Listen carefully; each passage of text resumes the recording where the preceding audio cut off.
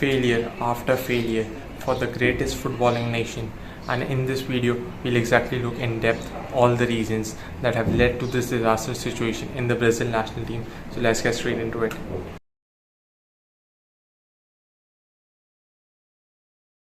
Someone mentions football, the first nation that comes to our mind is Brazil, and rightly so, because they have accomplished some incredible feats in football which no other nation has been ever able to done, such as they are the only nation that has played each and every single World Cup that has been played up till date. They have won the World Cup 5 times, which is the most by any nation, and they have gifted football some of the greatest names such as Pele, Garrincha, Ronaldinho, R9, Romario and countless others. However, Brazil are currently on a 22-year-old World Cup drought, as the last World Cup they won was in 2002, and although they have won 3 Copa Americas during that period, it is still considered to be an underperformance for a footballing nation and a nation that considers football like a religion. And recently the performances have gone from bad to worse, as they have failed to qualify for the last 4 of the Copa America by getting knocked out by Uruguay. So why have Brazil been on such a downward curve? And in this video, let's explore in detail the reasons behind the downfall of such a great footballing nation. But just before we get started, I wanted to let you guys know that you are the special ones, because you are able to witness the first video on our channels, and I would really appreciate if you guys could drop a like below and consider subscribing as well. So let's get started.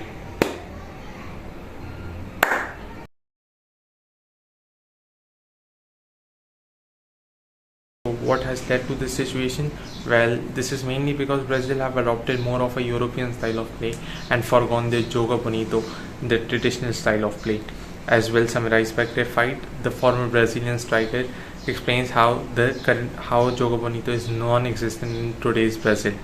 And this has happened mainly because the Brazilian coaches have adopted more of a positional style of play and have forgone the relational style of play, the style of play which is Brazil well known for. So positionalism refers to a style of play in which there is a fixed structures and players are given different positions which they must conform to and play within those positions for the whole structure to work.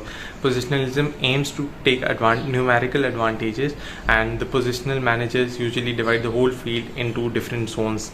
The best example of positionalism is seen through Pep Guardiola, while relationalism, or also known as anti-positionalism, as the name suggests, is quite the opposite of positionalism, as there is no fixed structures or positions for the players. Instead, the players are given complete freedom to move around and take different positions and make combinations or small passes, also known as 1-2s, and progress play through that.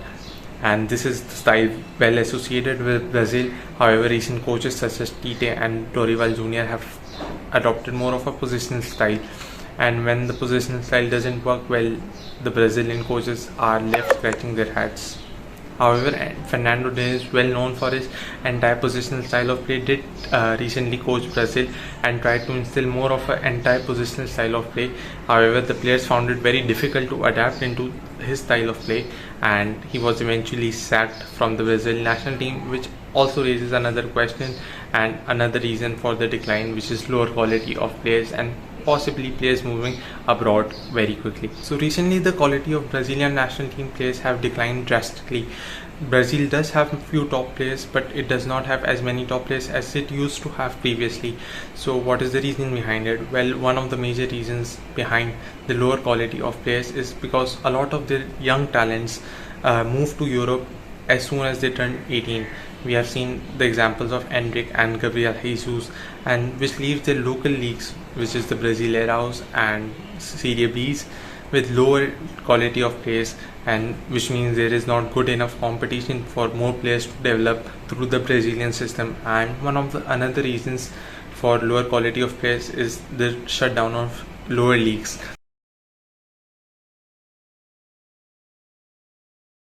Another reason for Brazil's downfall is their over-reliance on Neymar, and I know this is a controversial one, but I feel that Neymar is the best player Brazil have produced in the last 15-20 years, and without Neymar, Brazil is a completely different team and lose their identity even more.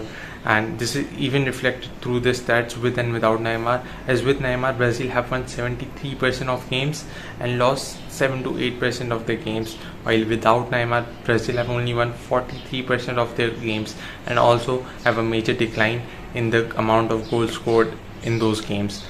So definitely missing Neymar is a huge blow for Brazil. However, Brazil is still a top quality side which should be performing much better than what they actually are performing, and with few improvements you never know what the 2026 World Cup might hold for the Seleção. So that's it. That's really it. This is the end of the video, and if you have still made it till here, I really appreciate it, and I would really appreciate it even more if you could drop a like and subscribe to my channel. So that's it. We have got a lot of interesting content coming on, by the way. Thanks for watching.